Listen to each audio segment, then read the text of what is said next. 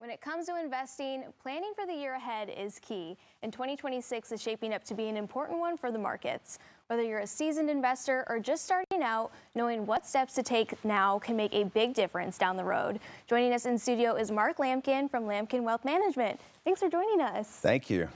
So a lot of people are looking at 2026. We're in February now. Maybe people didn't, have that New Year's resolution of getting things done in January. So it's kind of leaped on over into February. But as you're looking at the markets, what are you kind of looking at and what are we really walking into? Well, I'll tell you what, for 2026, seatbelts are optional, but I'm going to say buckle up, Buttercup, because it's going to be a volatile year. Yeah. And it's okay. That's healthy because by every metric, the market's pretty expensive right now.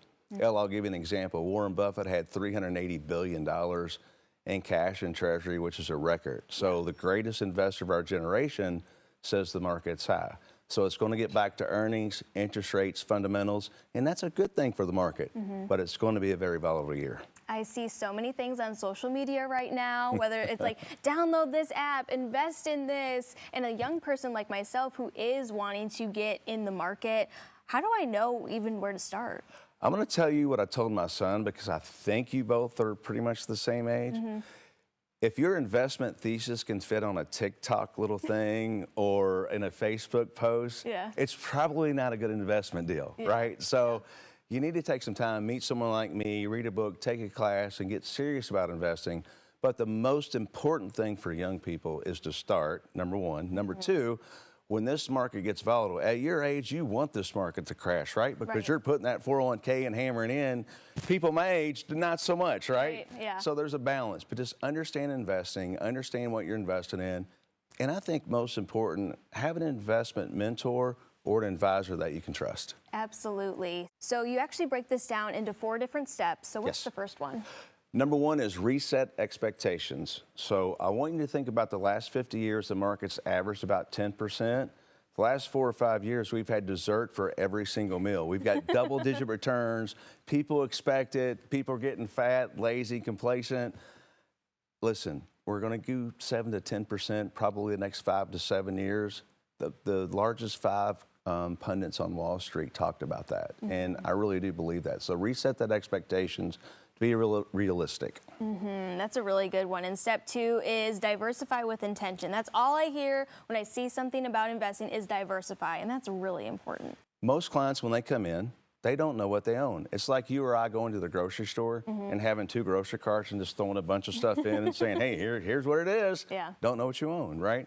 So you need to have different asset classes. If all your assets are in paper bag and it rains, they're all going to break, right? So truly understand diversification's key, and if you don't understand it, seek out a professional because now more than ever with the markets where they are, it's extremely important. Absolutely. And the third one is respect risk again. Yes, I'm going to tell you that beating the S&P 500 is not a financial goal. The markets are extremely high right now, so understand what I call your family index, which is your personal rate of return that you need to earn to live the retirement of your dreams, right? That may be 3%, it may be 6%. Understand what you need, build your portfolio accordingly. Don't go out and try to make 15% if you only need 6. Pigs get fat, hogs get slaughtered, right? And the last one is stay invested, not obsessed. Yes, drama. CNBC or other financial shows are like a soap opera, right? And the market's not. Turn it off. Plan over portfolio. Once we sit down and build that plan, you're truly diversified. You got great companies. You got good dividends. You know you have a good plan. Turn off the TV. Don't worry about it. Check on it every 2 to 3 years. We'll go through it with a professional or your mentor or yourself for that matter. But turn off the TV. Turn off the noise. It's going to end up being a good year, but it's going to be volatile, so wear that seatbelt. Yes, and again, turning off the noise. I feel like that's what people just get so caught up in. And I'm sure when a lot of people come and see you, that's all they want to talk about is, well, I saw this financial advisor do this. Do you see that all the time? See it a lot. The biggest mistake people make are emotions. And if you look back in your life, probably some of the worst mistakes you've made when you were really emotional. And when it comes to your money, it's hard not to be emotional, right? Especially when you see it drop down 10, 15, 20%. But if you've got that plan and you've got that 5 to 10 years and we've built that appropriately, you're not going to have those huge drops.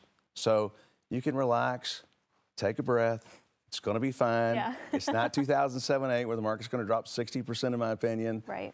Will we have a pullback this year? Probably so. There's a lot of stuff going on. But corporate balance sheets are healthy, earnings are strong, and it should end up being a very good year. I hope so, Mark. Thank you so Thank much you. for stopping by today. So again, if you are interested in learning more, getting in touch with Mark and his team, just go over to his website, lamkinwealth.com.